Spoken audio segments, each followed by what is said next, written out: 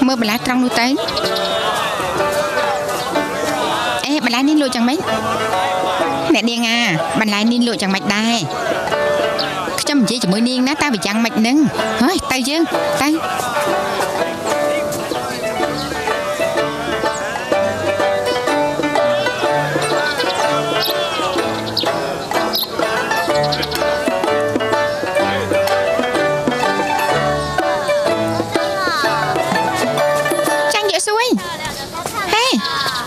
niên là ngôn chẳng niên chăng niên điệp ca chỉ mới tê và đa niên đừng slap hai niên đăng tí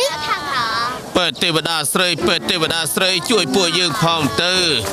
ช่วยป่วยยืงพองเตอช่วยป่วยยืงพองเตอช่วยป่วยยืงพอง บางสันเตดังให้กลางล่างกลางล่างมั้งสมบอช่วยป่วยยืงพองเปิดเทวดาสเรยขยำอย่างมันบันไอเตสมเนียงช่วยป่วยเกพองเตเฮ้ยขยำท่าไม่กับเนียงlà ngônจังนินจังเนียงเรียบกายจมูกเทวดานุเนียงหนังสลับให้ขยำมันจังสลับเตขยำกำจังเรียบกายจมูกเทวดาได้แต่ขยำกำจังไอเกสลับโปรตขยำได้ปัดเทวดาสไรสำเนียงช่วยโปเกพังเตไอ้ยาขยำท่าเนียงช่วยป่วยยืงพองเตอเปิดเทวดาสเรยช่วยป่วยยืงพองเตอเปิดเทวดาสเรยสมป่วยลูกครับฉันมาสมเด็จช่วยป่วยยืงพองเตอ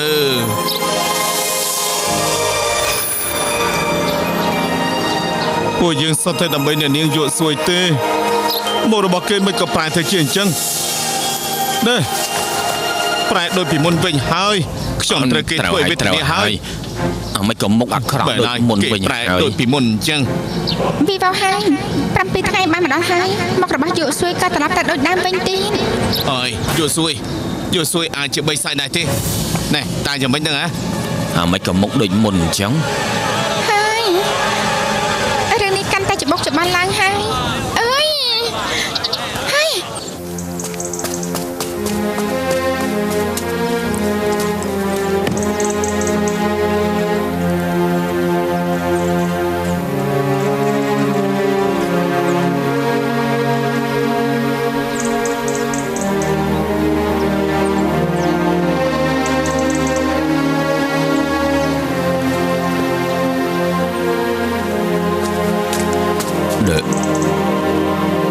จ้ายมเตียดหายอยู่ซวยมีเรื่องไอ้การเหล่านึงมาปราบปุกมาไอ้จมถือไอ้มีเรื่องไอ้ได้คิดมันโยลนาถือบาปไอ้ปราบปุกมาปุกตัวเราเคยจะไปรับบัญชีเน่โกนเสียมือมาปุกมาโกน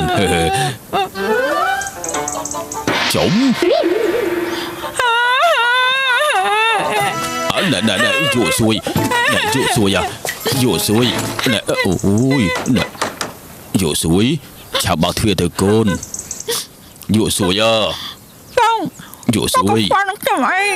เพียงจังเลยสัตว์เนี่ยไอ้เนี่ยโกนสิไอ้คำเอาเมียนเอาไว้คิดมันจุลสอนนะปุ๊กเมียนตะโกนไอ้มาเนี่ยที่โกนไอ้เนอสงบอารมณ์มันติดตัวกลมเถื่อนเรื่องได้หลงลงอ่ะซะบ่ายมีปัญหาไว้เอาปุ๊กตะรุ่นในจางมิดบางเถื่อนตะโกนสิสงบจะได้เฮ้ยโกนสรีคือพวกมันครอบใบหนึ่งเองมันไอ้บังคับไอ้เอาสะอาดบานปนท้ายไอ้ในขนมเจ็ดปุกคือชื่อโกนได้สะอาดเท่าฉลาดเชียงกีจีเรื่องระหูโกนสรีกองปีบ่าจัดไอ้นะเชื่อโคลนไอ้เตอกองควาลังปั่วเกถาวไอ้ไอ้ชีวเพียบป่วยยังมุนนี่ก็รัวนึกบันอ๋อดูกีได้แต่สนับสนุนปุกนะบางเทียตือ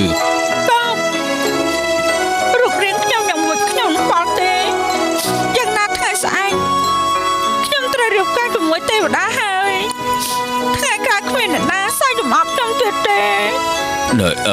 công ấy nè con sẽ lấy ấy công thương chẳng ấy ná phục đừng thả ấy mình chẳng được cả cho mối tiêu và đá xây cái đủ tì hỏi phục mình đừng ấy đặt cho đó anh cả bản tớ nè công khai ấy phục đừng cả vì ấy bạc thuê tớ côn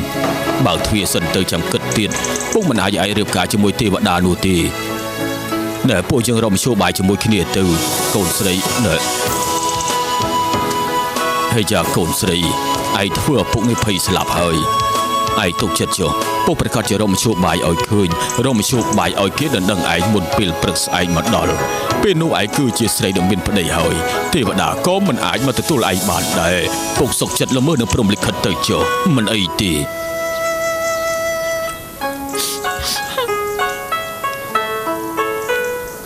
នេះនៅតាមផ្លូវមនុស្សទាំងអស់សត្វតែសាច់ចំអកខ្ញុំស្អប់ពើខ្ញុំមិននឹងអាចមានមនុស្សមកដណ្ដឹងខ្ញុំទៀតទេ មិនអាចទេពុកជឿច្បាស់ថាមានមធ្យោបាយកុំអស់សង្ឃឹមពុកនៅរកមធ្យោបាយបងថ្ងៃក្រោយខ្ញុំនៅក្បែរខ្លួនពុកត្រូវទៅរស់នៅឲ្យបានល្អ តែក៏ប៉ុន្តែកូនស្រីបើសិនជាគ្មានឯងពុករស់នៅតទៀតបាននៃអីទៅនេះគួរតែបន្ទោសចៅធំម្នាក់នោះបើពេលនោះមិនផ្ដាច់ពាក្យទេក៏មិនអាចមានរឿងចង្កើតឡើងដែរផ្ដេកផ្ដាល់មិនមែនឡងពីលបងចៅទេមិនចាក់ដឹងនឹងគាត់ មិនចាក់តនគេស្អីពុកទៅរកគេចម្រាស់មកជីហើយគឺពុកកុំទៅរករឿងលបងចៅឲ្យសោះណា ក៏ប៉ុន្តែ បងខ្ញុំមិនតែសំណពំមួយនេះទេពុកត្រូវតែយល់ប្រាប់នឹងខ្ញុំល្អទេ ល្អអញ្ចឹងឯងស្ដាប់សម្ដីពុកកុំគិតផ្ដេកផ្ដាល់ណាទៅសម្រាប់ឲ្យល្អទៅណា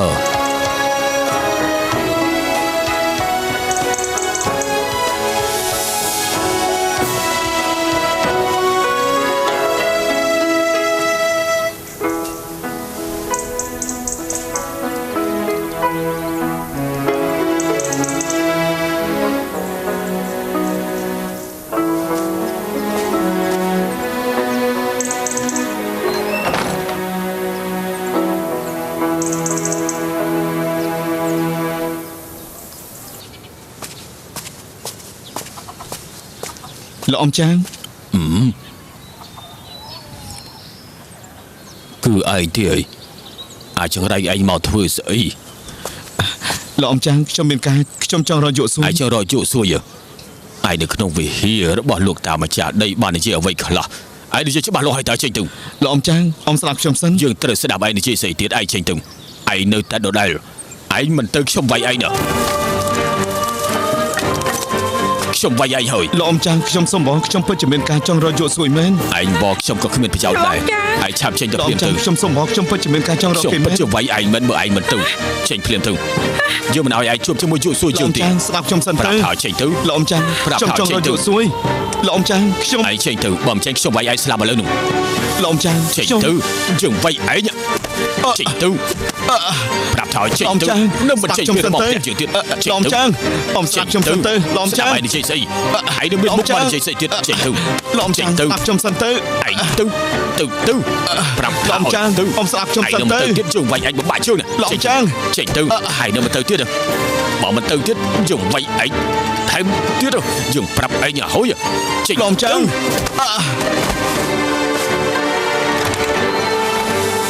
អាចចង្រៃឯងនេះនៅមិនទៅទៀតយើងវាយ ពុកធ្វើវាយទេ ណែឯងចាកូនស្រីរបស់ពុក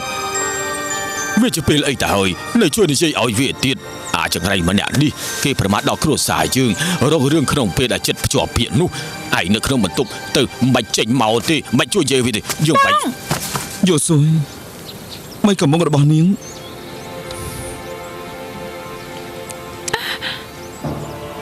និយាយទៅក៏ចម្លែកដែរមកកុំមករបស់ខ្ញុំប្រែតែជាអញ្ចឹងទៅវិញប៉ុន្តែតាមខ្ញុំមកតែតាមពិតខ្ញុំមិនធ្លាប់ប្រែប្រួលនោះទេនៅតែជាស្រីអាក្រក់នោះដដែលប៉ុន្តែខ្ញុំក៏មិនខ្វល់ដែរថ្ងៃស្អែកមកដល់ខ្ញុំនឹងរៀបការជាមួយទេវតាហើយរឿងទាំងអស់នោះមិនតាក់ទងនឹងខ្ញុំទៀតទេ មិនបានទេនាងមិនអាចរៀបការជាមួយទេវតាបានទេនាងនឹងអស់ជីវិតហើយ ឯងជានរណាទៅការស្លាប់រស់របស់កូនស្រីយើងវាគ្មានអីតាក់ទងជាមួយនឹងឯងទេឆាប់ចេញទៅ មិនបានទេខ្ញុំមិនអាចឲ្យទេវតារៀបការជាមួយនឹងយួនសួយបាននោះទេ ឯងនិយាយថាម៉េចឯងស្មានតែឯងជានរណាឯងជាអ្នកសម្រេចមិនទេឆាប់ចេញទៅ ខ្ញុំសុំបងសុំនាងរៀបការជាមួយខ្ញុំទៅឲ្យខ្ញុំធ្វើជាប្តីរបស់នាងឲ្យខ្ញុំប្រាជីវិតរបស់ខ្ញុំមកការពារនាងទៅ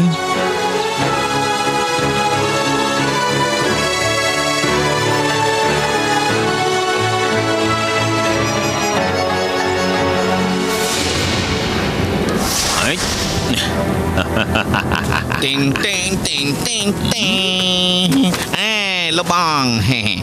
ចាំងហ្វុងទ័រនៅខាងក្នុងមិនអីទេមានបញ្ហាអីដែរ គ្មានទេខ្ញុំធ្វើតាមការផ្ដាំផ្ដាំរបស់បងរៀបចំអាហារឆ្ងាញ់ស្រាឆ្ងាញ់និងស្រីស្អាត4អ្នកបម្រើគេទៀតចាំហ្វូទ័រស្រួលខ្លួនខ្លាំងណាស់ អូអញ្ចឹងឯងរៀបចំបន្តិចទៅថ្ងៃស្អែកទៅទទួលយក់សួយជាមួយនឹងខ្ញុំ គ្មានបញ្ហាទេ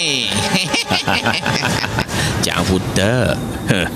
រឿងរ៉ាវដល់ដំណាក់កាលនេះទៅហើយឯងដូចចង់លេងសើចជាមួយពួកយើងទៀតឯងមិនចេញមែនទេបើមិនចេញទេចង្វៃដល់ឯងស្លាប់តែមក លោកអ៊ំចាងពេលតានេះមិនមែនលេងសើចទេខ្ញុំគឺចង់តែដឹងយល់សួយដោយស្មោះខ្ញុំសូមបងឲ្យយល់សួយរៀបការជាមួយខ្ញុំទៅ នរណាអាចជឿសម្ដីប្រែកន្លះដូចជាឯងនេះបានទៀតចេញទៅចេញទៅ ពុកឆាប់វាយតែខ្ញុំសង្វល់ពុកណាឆាប់វាយតែអត់ហើយ ហើយចាកូនស្រីចំគួតអាចចង្រៃម្នាក់នេះធ្វើបែបនេះចំពោះឯងទៅហើយនៅការពារគេទៀតអីតើព្រោះតែអ្វីទៅ ខ្ញុំដឹងថាមុននេះគឺខ្ញុំមិនល្អតែខ្ញុំគឺព្រោះតែស្រឡាញ់យល់សួយខ្លាំងពេកទៅប្រែពាក្យវិញ ឯងនិយាយថាម៉េចឯងនិយាយពាក្យផ្ដេសផ្ដាសអីទៀតហើយ ពុកឲ្យបងចាស់និយាយអត់ទៅខ្ញុំសង្វល់ពុកណា ឯងអុយ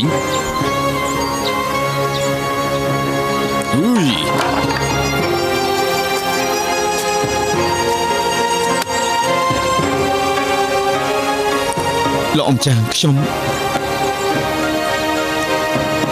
ដឹងថាគឺខ្ញុំមិនល្អ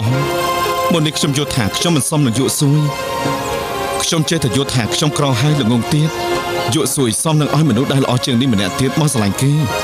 ហើយនេះទៅខ្ញុំផ្ដាច់មង្គលការនេះចោល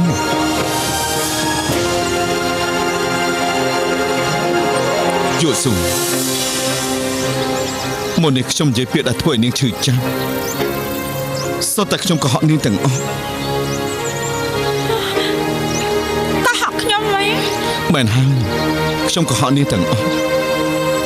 កសែងដៃខ្មៅដែលខ្ញុំជួយនាងមុននេះធ្វើត្បិតតែគ្មានតម្លៃអ្វីតែក្នុងនោះបែរជាពោពេញទៅដោយទឹកចិត្តរបស់ខ្ញុំចំពោះនាងស្នៀតសក់នៅលើក្បាលរបស់នាងគឺខ្ញុំប្រើបន្ទះឫស្សីរាប់រយបន្ទះទៅហាន់ម្ដងមួយបន្ទះមួយបន្ទះឆ្លាក់ចេញមកម្ដងមួយកំបិតមួយកំបិតឲ្យនាងបើខ្ញុំគ្រាន់តែទុកនាងជាប្អូនស្រីមែននោះ